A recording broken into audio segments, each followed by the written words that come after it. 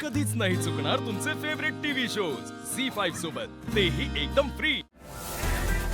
विक्रांत बाहेर आलाय ना? त्याच्या राहायची काय सोय केली? आणि आता त्याला म्हणाव अजून काही दिवस तरी अंडरग्राऊंडच राहा. किशोर सर,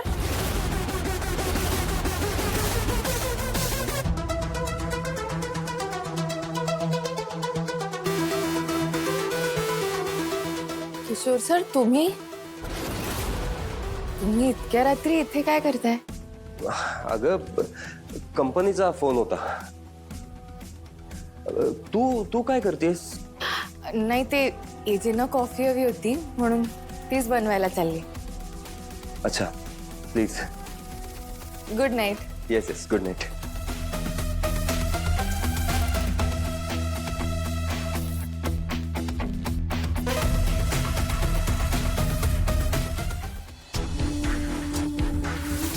एजेने मला एक चान्स दिला तर आज प्रमोद सर आणि विराट सरांना वाटतंय पुन्हा मतदान करावं. मग मी जर खरंच एजेंटचं मन जिंकलं तर काय होईल?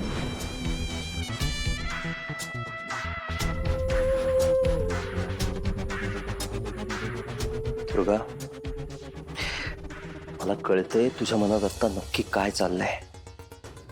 अगं पण असा त्रास करून घेऊन काहीच होणार नाहीये. ती लीला बघ, तिकडे बाबांच्या बरोबर बसून कॉफी पीत सेलिब्रेशन करते, ती परत घरात आली म्हणून. अरे तू का त्रास करून घेतेस? मग मी काय करणं अपेक्षित आहे? या घरात आता माझ्या विरोधालाही काही किंमत राहिलेली नाहीये. म्हणून तू काय हार मानणारस का?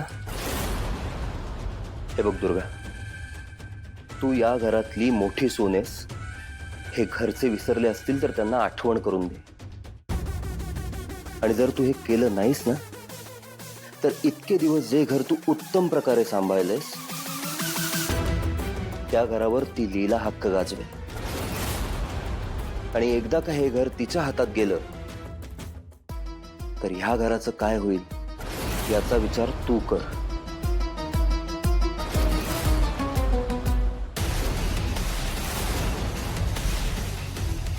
दुर्गा, तुझ्या मनात असलेली लीला विरुद्धची हीच आग कायम अशीच धगधगत राहिली पाहिजे. कारण ह्याच आगीत एजेचं संपूर्ण साम्राज्य जळून खाक होणार आहे. आता मी कोणाची बाजू घ्यायची माझंच मला कळत नाहीये. तुमच्यामुळे ना त्या लीला आणि दुर्गा बहिणींमध्ये सँडविच झालंय माझं. ती लीला आता परत आम्हाला घरच्या कामाला झोपणार. ती घरात नव्हती ना, तेच बरं होतं. दुर्गा बहिणी चिडल्या आहेत, त्या पण आता आमची बाजू नाही घेणार. तुम्हाला काय जातो, तुम्ही जाता ऑफिस मध्ये, इथे आम्हाला कशाला तोंड द्यावं लागतं नाही आमचं आम्हाला माहिती. हे बघ, मला नाही वाटत की आपलं काही चुकलंय, पण ही गोष्ट खरी आहे की लीलामुळे आज आपण या घरात आहोत. तिने आज आम्हाला वाचवलंय. तुला जे काय करायचं ते कर, पण माझ्याजवळ चिडचिड करू नकोस. अहो प्रमोद, पण चिअर्स.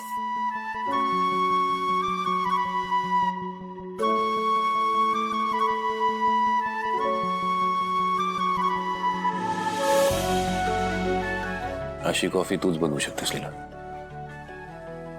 थँक्यू.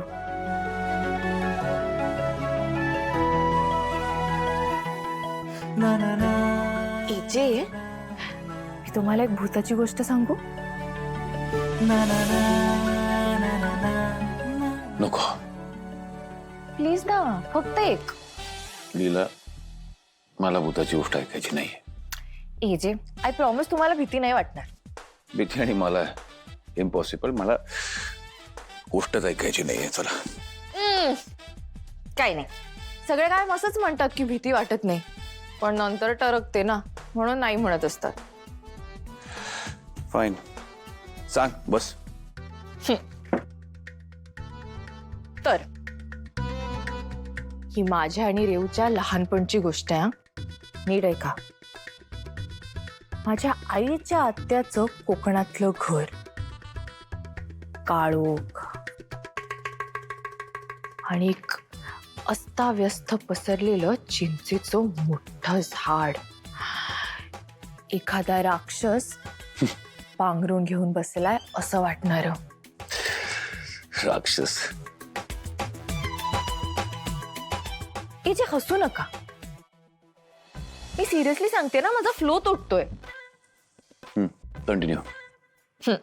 कुठे होते मी? झाड, चिंचेचं झाड. तर एक मोठं चिंचेचं झाड, भयान शांतता, फक्त पानांची सळसळ, रातकिड्यांचा आवाज, किर्र किर्र. आणि मग काय झालं, मी आणि रेव एका रस्त्यावरनं जात.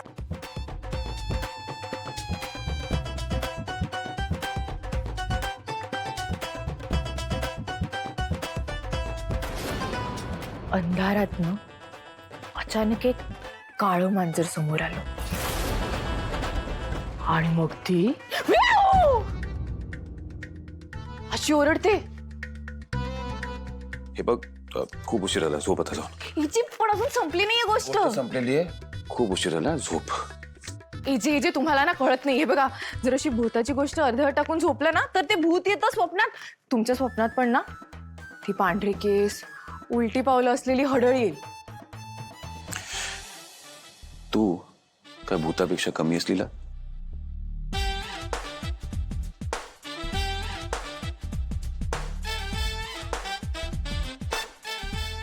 झोप.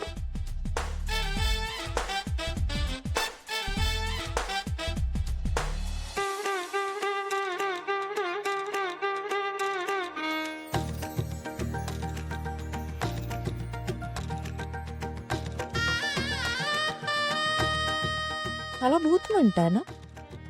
आता बघा, भूतासारखीच तुमच्या मागे लागते मी. आता काहीही झालं तरी तुम्हाला माझ्या डोळ्यासमोरनं हलूच देणार नाहीये मी. उद्याचा दिवस लीला आणि याची, एजे आणि लीला.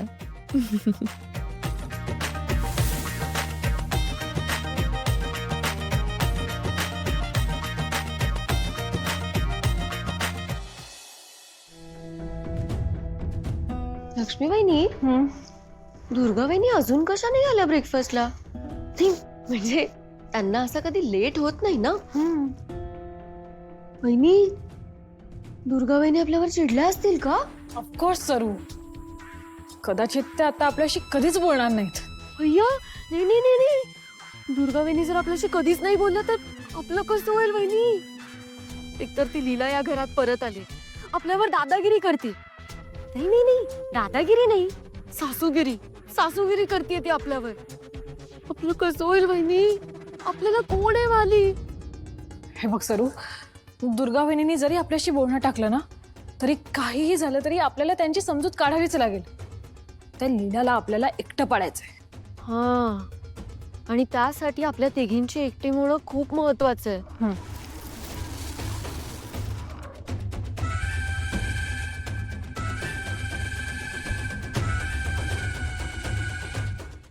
झी5 ॲप डाउनलोड करा आणि पहा सर्व एपिसोड्स एकदम फ्री.